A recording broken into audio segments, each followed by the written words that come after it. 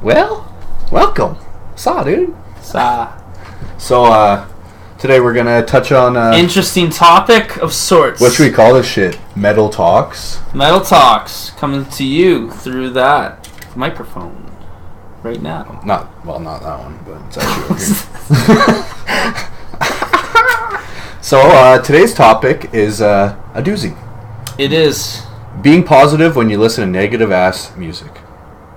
like evil as fuck to the point, or like some shit's not even music. Yeah, just about like truncating corpses. No, like, there's stuff you listen and like it sounds like a toilet flushing. Actually, a toilet sounds better. Toilet flushing sounds better. Or like than really what the horrible, fuck you like, listen to. or like the really horrible degenerate rap that I like Memphis rap. That's pretty fucked up shit too. Or like any, like thrash metal is about like, I don't know. I guess thrash metal is a bit more positive all the time, but it depends like on the band. Like some like Ex-Hoarder, like Destruction and stuff like that. Probably not as much, but some of the, I would say Metallica is always more of like a positive band, or like Megadeth, you know. Yeah, I mean, some bands are more political than others. Yeah.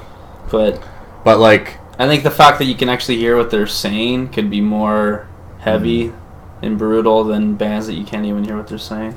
Because some people that just get caught up and not understand what they're saying, that it sounds more evil. Because like my big thought process on this is like, if you always have, like a lot of people are little negative ass little babies. You know, I used to be a little negative ass little boy, and I think that's why a lot of people. Baby, but I think that's why a lot of people get into the harder ass fucking metal and shit, right? Because like they're unhappy with like how they're treated in school, or their parents, or like multitude of things, and then you kind of get into this. They're suppressed by people assuming their gender. Yeah.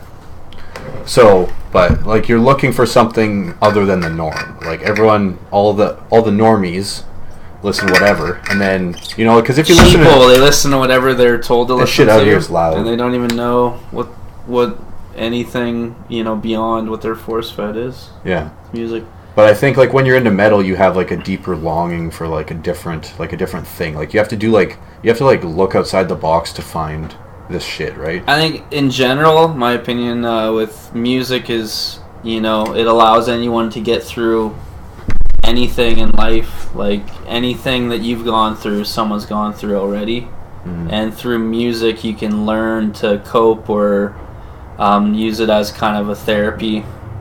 And metal, for me, with anger and stuff, allowed me to just be able... It's like sports. Like, I grew up playing hockey because I'm Canadian. And you used to two-hand guys and slash them. And, a lot of people think that's horrible, but it's a big part of hockey, and I actually love doing that. And a guy fucks you up in the corner, and you turn around and fucking hack him down. And when my dad played like hockey... a great oak tree. My dad got stitches every single game he played in juniors. Got over 100 stitches in his face, and he used to fucking chop guys like in father, half. like son.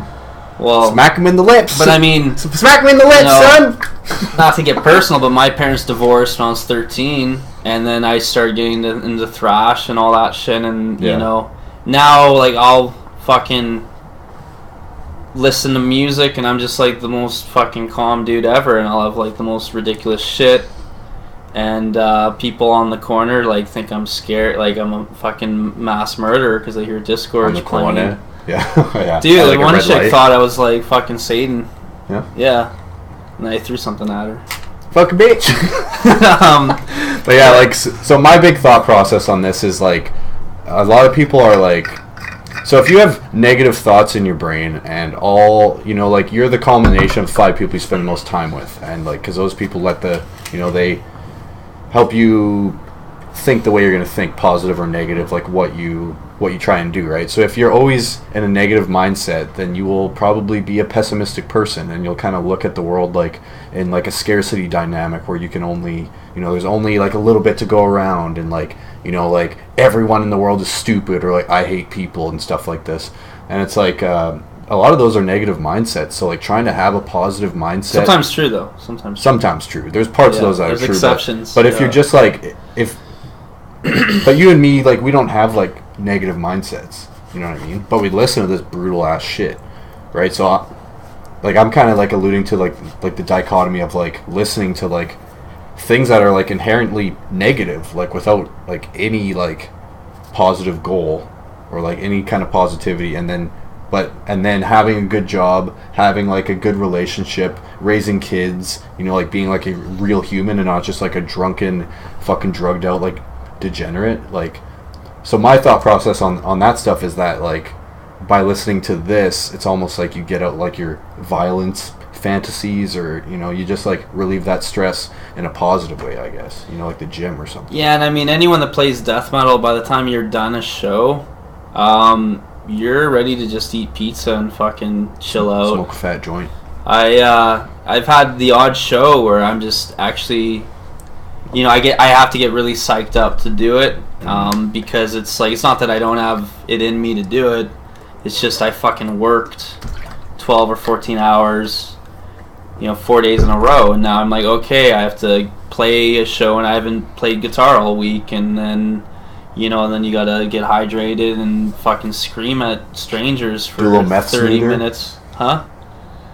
And it gets to a point where you just have to drink vodka and just go for it. Yeah. Oh, is that one shot before stage? 2. Double. Whoa.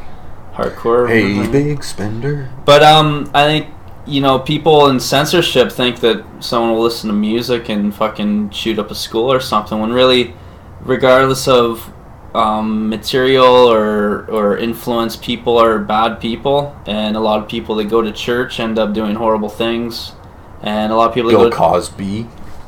This has to do with anything, but I think, yeah, if someone's a bad person, they're, you know, it's not God telling them to do it, they're just the voice in their head telling them to do it. So yeah, I don't know, like I'm not really thinking as much as like bad people or like murderers with this stuff. I'm just thinking about like general mindsets of negativity or positivity, because it's like no one gets anywhere with a negative mindset, honestly. Like, and the cool thing with metal is, I mean, you go to a show at like Commodore in Vancouver.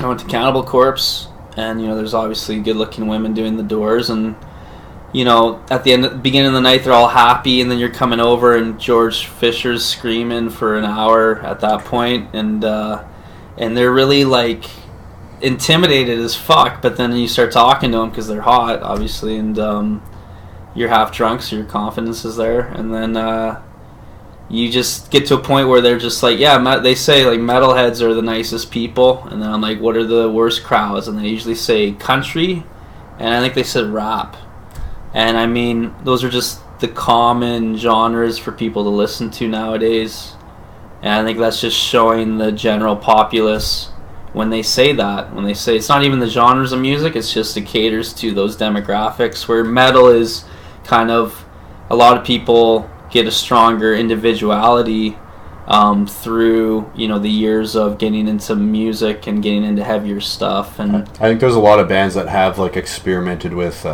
changing like what they talk about with their lyrics. Like, for example, Chuck. Yeah, that's a big one. Like wavelength. Well, part of it was people thought like you compare like leprosy stuff to like individual thought patterns. But there's a big part of him seeing, he says, I mean, from what I read, that everyone was trying to steal the gore aspect, and I mean, some bands were starting to do it better than him. Look at Cannibal Corpse, they're starting to... What's easier to write than gore? Like, there's like... Well, to make it interesting, though, I think it's a huge challenge to write about gore and make it hard. But I think with him, I mean, just as a person, and he dealt with a lot of, every album's different group of dudes, so he's probably just having to vent about, you know, well, a more recent one too was I don't know if you've listened to much Akercocke. I think I've showed you a bit. No, that's a band I never got into. But their newer album is apparently like the lyricist was talking about like just wanting to make it like more positive and just like less like of the fucking negative ass like bullshit. I haven't read the lyrics, but I know like so there is people thinking this way.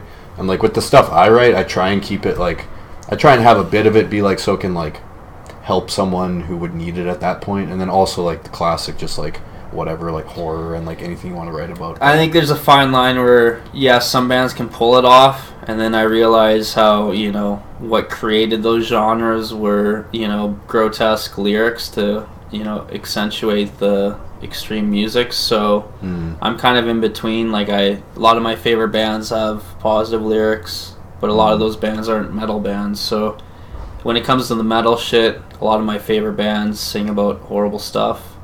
And, I mean, for the longest time growing up, when I was getting to the next level, I didn't like the content because I was so young and, you know, I wasn't used to hearing bands sing about that. And then you realize after a while that that's part of the package. Like me, for example, like at this point, I love a lot of the brutal stuff that, like, you've shown me or that I've found, but the content, I think, is just completely fucking retarded. Like it's like the music is amazing. It's tongue in cheek, and I love how you literally can't take it seriously. Yeah, it's like a horror movie. But if I watch, it's like looking at Zappa's lyrics and trying to take those seriously. No, but I think Frank Zappa's fucking, that's just crazy, man. Like, yeah, but for people that listen to that stuff all the time, it's no different than us in accepting death metal lyrics and all that. Well, shit. It's like a B horror, like death metal, or like B horror movie, right? He out weirds everyone. Yeah. So it's just a means of out weirding you to the point that it's not even music anymore. It's just an experiment, and then, you know, that's a whole other chat. But I think Frank Zappa chat comes. You know, if I wasn't into metal, there'd be something else that kind of allowed me to progress the way I did as a person that metal allowed me to do. And like for you in the gym, you know, you've been lifting for 7 years now. Yeah. And that your progression as a person has been, you know, leaps and bounds. With it, yeah. And that's no different than someone picking up a martial art or a discipline. And a lot of metalheads that pick up their instrument, by the time they release an album, they're 15 years into playing the instrument. So the maturity of the person's there. And maybe that's why they want to sing about positive things, because they've had to endure such brutal you know, revelations of their own. Like, I think you can have like a lot of anger and hatred in there and still have a positive message though too, right? But yeah, it's all subjective too. It's like, but it's also funny when it's like you listen to Chuck and he's like, jealousy. Like, you're like, wow, you're really like it's probably therapeutic, but at a point it's like, it sounds like he's not getting over those things. But maybe he was also trying to like make something that people can universally relate to. Yeah, true. Like, everyone has felt jealousy. It's probably like one of the worst emotions there is. Honestly. True, and there's some amazing. So I'm sure he wrote that out of heartache, which is like pretty commendable, because honestly, like, the best stuff that I think I've written has been like when I'm like fucking real. But then even towards like Sound of Perseverance, like you hear lyrics and similar. It's exactly like symbolic and individual, where it's like just not completely misanthropic, but he really just cannot get away from, you know, how he was burned. And I don't know if that's just the fact that, you know, that reflects him going between complete different lineups every album. Maybe that's just how he dealt with it. Maybe it was just difficult person. Dealt with it with his real life problems. So maybe by writing about it in that way, it helped him to get over it. Of course. So that's what works for me too. Of course, but then like every night you're singing these amazing lyrics, but you're like screaming at people. Like, it kind of like, because like sometimes anger leads to more anger. Like it's addictive. You embody it. It's really addictive, man. And it's kind of like I would say you look into the abyss, and the abyss looks into you, like that Nietzsche quote on the booklet, which is trippy. But I don't know. That's just random tangents on Chuck. But so, are you an angry person? Is that why you've been holding a gun? This fake gun. I've been. Fake. Don't mess with him. Fuck you guys. I don't know. I mean, I've always had a temper. Me too. I don't know. When I definitely am not as angry as I was, because like when I play music, like I get it out. And like, would you say if you're in a pissed off ass mood and you put on some brutal ass shit, do you get more angry or less angry? I don't even know, because I listen to it all the time. Yeah, so I definitely get less angry, because it matches like your frequency. Like, it's true. Like, if you're letting it out, of course you're gonna feel better after. If I'm fucking pissed off, I'm not gonna put on some Alice in Chains. Like, I love Alice in Chains, but like if I'm like really fucking pissed off, like actually mad, that's not gonna help me. Like, I need something that's like, you need some heroin. Pissed. Yeah, I inject it right in my fucking eyeball. That's the opposite of anger, is heroin. No, just get one large Fenty from Starbucks. Fenty latte. I'll fight you.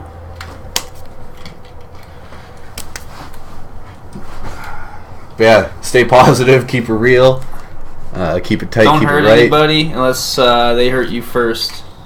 And then slash them with a hockey stick. Yeah, in the lips, like Sasha's dad taught him when he was 3. You know my dad?